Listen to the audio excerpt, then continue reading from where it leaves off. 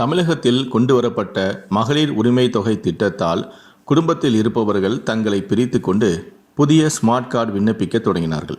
அதனால் புதிய கார்டுகள் வழங்குவது தற்காலிகமாக நிறுத்தப்பட்டன.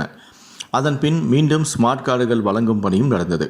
தற்போது சுமார் 2,40,000 குடும்பங்கள் ஸ்மார்ட் கார்டுகள் கேட்டு விண்ணப்பம் செய்தும் உள்ளனர்.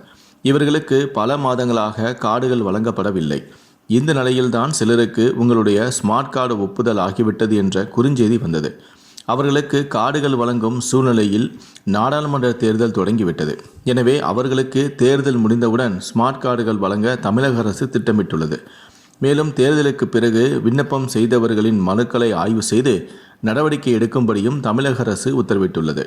எனவே தேர்தல் நடைமுறைகள் வரும் ஜூன் மாதம் 5ஆம் தேதி விலக்கிக் கொள்ளப்பட்ட பின்பு அனைத்து மாவட்டங்களிலும் புதிய ஸ்மார்ட் கார்டு வழங்கப்படும் பணிகள் நடைபெறும் என்றும் அதிகாரி தெரிவித்திருக்கிறார்.